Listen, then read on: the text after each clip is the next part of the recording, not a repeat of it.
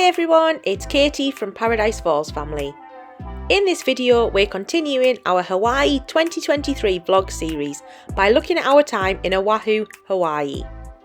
We stayed here at Disney's Aulani resort for 7 nights as part of a longer trip to California and Hawaii and had an amazing time. In our previous video we gave a summary of the resort, and over the next few vlogs we'll give an overview of how we spent our time and what we got up to on Oahu. We've decided to break our week down into several videos to avoid them being too long, and this video will focus on the first 2 days, which includes our arrival, the Dole Plantation, the Moana Centre and lots of resort time.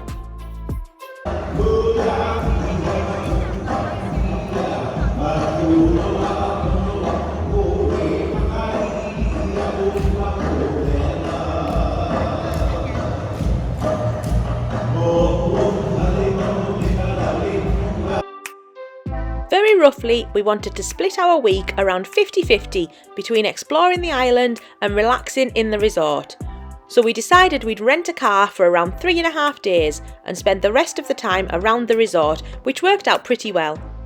We did consider renting a car for the full week, but the cost of this was a little too much, and we also thought we'd end up spending less time in the resort if the car was available all of the time, so we wanted to force ourselves to try and spend some more time relaxing, which you'll know is not something we're great at if you've watched any of our other vlog series. To begin with, I'll start with day 1 and our journey over to Oahu and our arrival. We spent the previous night in our hotel in San Diego, the Wyndham San Diego Bayside, with an early flight booked from San Diego to Honolulu with Alaska Airlines. We found a lot of the flights between the mainland and Hawaii seemed to be overnight flights, particularly on the way back, so we'd carefully picked daytime flights which we thought would be easier with the kids and with managing our jet lag. Our original flight was booked for around midday, but unfortunately the airline changed this and it was moved up to 7 AM, so we had a lovely early 3 AM start. Fortunately, we were still really jet lagged, having only been in the US for 2 nights, so it wasn't too painful, and we jumped in a quick Uber to get us to the airport. We passed through the airport really smoothly, having a quick breakfast at Jack in the Box before boarding our flight with Alaska Airlines. The flight flew by and was really comfortable. The seats were nice and roomy, and although we didn't have seat-back TVs, we did have free Wi-Fi. Alaska also has a massive range of films and TV shows available on board that you can access via the Wi-Fi on your own devices, so we had loads to watch on our iPads and phones to pass the time. We were really impressed with Alaska and would definitely recommend them and will look to use them again. As we approached Hawaii, our excitement built as we flew in over the other islands, approaching the southwest corner of Oahu, over Aulani and Pearl Harbor before landing in Honolulu. The airport there is lovely, all open air with beautiful gardens, and it immediately felt like Hawaii. Alaska have a policy where they guarantee that your bags will be at baggage claim within 20 minutes of landing. So by the time we'd walked through the airport, our cases were waiting, as was our taxi, and we'd done what they recommended and contacted via the website to say we'd landed, and then we were on our way to Aulani. We'd done a bit of research beforehand, and a taxi to Aulani is around $100 plus taxes and tips. However, we pre-booked online with Charlie's Taxis, who were recommended by Aulani and have a flat rate of $80 plus tips. Our driver was waiting for us and was really friendly and helpful, so much so that we texted him directly again for our return journey a week later. The drive across the island was mainly on the highway, and we were at the resort in around 25 minutes, less than an hour since we actually touched down on the plane in Honolulu. Pulling up to Aulani was really exciting as we dreamed about staying here for so long, and everything was so easy. We were greeted by bell services who took our luggage to store for a few hours, and we walked into the beautiful lobby taking everything in. Check-in was really quick, although our room wasn't ready yet as it was still only around 11 AM. We were told we'd get a text and email once our room was ready, so we headed off to spend the rest of the day relaxing and exploring the resort.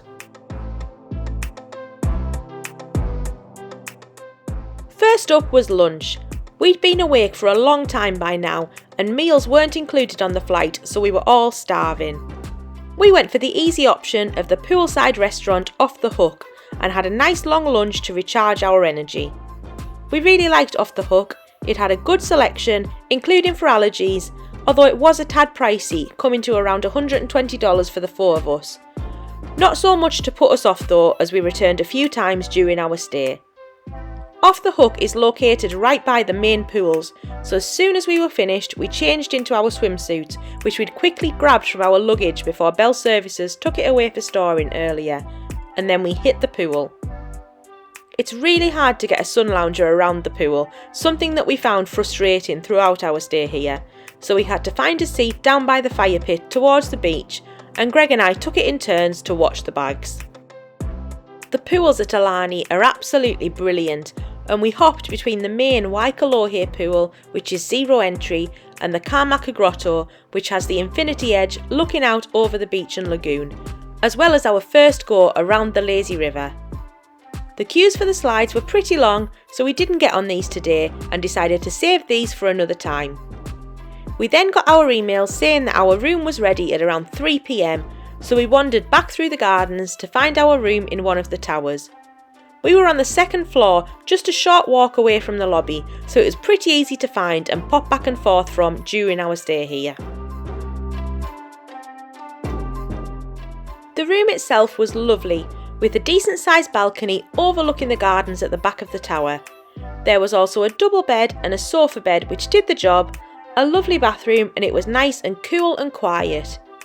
We were also given a few gifts in the room, a lovely hair clip and print which the kids were over the moon with. We spent some time settling in, had our luggage delivered, and then it was time to head down to Auntie's beach house for our ukulele lessons, or Ohana Ho'okani Pila as they're called at Aulani, which we'd booked for 4 PM. You can see our Aulani resort vlog for more on the booking process. The ukulele lessons are just short 30-minute sessions that are run several times over the day to give an introduction to playing the ukulele. Everyone is given their own ukulele to strum along with, and you're taught a few chords, playing along to some well-known songs. This was so much fun and we all really enjoyed the lesson. So much so that later in the trip we bought the kids ukuleles to bring back home with them, and they've now taken up lessons back home as well. Ready? 5, 6, 7 on the C and the C. 2, 3, 4, 5, 6, 7, 8 on the G. 2, 3, 4, 5, 6, 8 on the here. And F4. Here we go. Well and you. Well and you. Tell me and you that I felt it. Try to be chill. You're so hot that I felt it. Fell right through the cracks. And now I'm trying to get back. With the lesson over, we were now all pretty hungry and tired. It had been a really long day, so we picked up some bits for dinner from the Ulu Cafe, which is down by the pool, and took it back to the room to eat on our balcony while we wound down, ready for an early night and a good night's sleep. The next morning we were of course awake really early due to the jet lag, but we put it to good use, having a quick snack in the room for breakfast and then heading down to the pool for it opening at 8 AM. As you'd expect, the pool area was really quiet this early, and we were able to take our pick of the lounges this time. We took advantage of it being so quiet, enjoying the slides, lazy river and pools for just under an hour.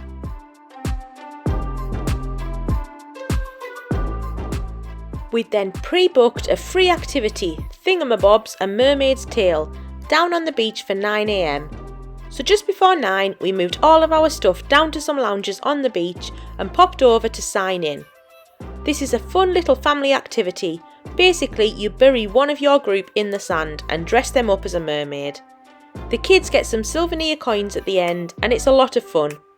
We found it was probably aimed at slightly younger kids than ours though, who were 10 and 7, but we still all really enjoyed ourselves. Well, you might have heard of me when I sailed the 7 seas on the tiniest breeze. You almost count the 7 seas? Aye, that's not true. I can count to 8. But you might have heard of me when I brought the dreaded Kraken down to its knees. Shh, that's quite enough for a smidge. Shh. Well, I'll tell you a tall tale. They say that the sea can be a merciful maiden, but in fact, the sea can be incredibly cruel and crafty. After 30 minutes in the sun, we were desperate to cool off, so went straight into the sea and spent the rest of the morning chilling out on the beach. We popped up to Ulu Cafe for some snacks mid-morning and also bought a couple of refillable resort mugs so we could keep topping up our drinks during our stay. Down on the beach there are free boogie boards to rent, which the kids thought were great and kept us entertained for hours. A little before lunchtime we were able to go and pick up our rental car that we'd booked for around 3.5 days. We'd picked Enterprise Car Rental simply because they have a desk within the resort, so we thought it would be really easy to pick up and drop off our car during our stay here. The desk is located on the outside of the main hotel building, not far from the hotel shops. We popped along and they brought the car around for us, even giving us a free upgrade to a mid-size. We were told we could drop the car off at any time at the valet and they would return it for us, so it was probably the easiest car rental we'd ever done. With our car sorted, we headed off to the Makana, which is an outdoor shopping centre around 20 minutes from Aulani in southwest Oahu. There's loads of dining options here, including all the usual chains like Panda Express, California Pizza Kitchen, Olive Garden, etc., but we settled on our family favourite, the Cheesecake Factory. We always love coming here and we had a brilliant lunch for a little less than we'd paid if we stayed in the resort. Next up was the Dole Plantation, which is pretty much bang in the middle of Oahu, about halfway up to the North Shore, 30 minutes up the Central Highway.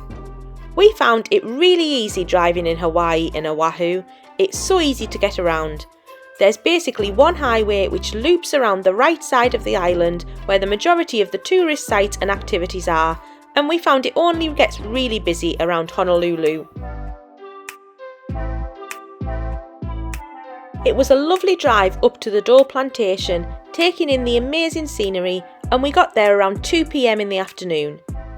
The Dole Plantation is obviously home to Dole, which among other things grows pineapples and makes the amazing Dole Whip that we love at Walt Disney World. The plantation is a fun place to visit, but unfortunately we timed it wrong as it was absolutely jam-packed with people. Having subsequently asked around, this seems pretty common, so it sounds like it's best to go first thing in the morning to avoid the crowds. We'd gone with the intention of enjoying the 3 main attractions here: the train ride around the plantation, the garden tour and the maze, which is the world's largest. There's then also a little visitor centre with a shop and a cafe. Unfortunately, the queue for the train was over an hour, so it was just out of the question for us. We did get into the maze quite easily though, which was just over $9 per adult and $7 per child. Rather than aiming for the centre, the idea is to work your way around, finding a number of different spots within the maze. We made a good start and it was really fun, but it was also boiling hot, so we decided we just couldn't stay out in the heat for long and gave up before we finished.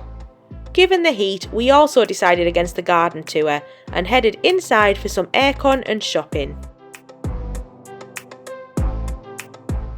The shop inside is massive, with every Dole branded souvenir you could think of. We picked up a few bits and also got persuaded by the kids to do a pick your own pearl stand. The cost to pick a pearl wasn't too bad, but then to put these into even the cheapest jewellery options seemed insanely expensive. But the kids were over the moon with their earrings and Maui hook necklace. Open this. So they take about 3 to 4 years to grow this sperm. Wow, you got 2! Oh my gosh! You lucky duck. Here you go. Let me clean that out. So that's the lavender. Yeah, that stands for love and passion. Oh, amazing! Let's see what you have over here for you. We'll pick Mother one, pearl. Oh, you got a dark one. Oh, nice! So the black rose stands for strength and prosperity. Look at that. Wow, look at those. Those are really Almost cool purple. ones. Okay, let me show you this one.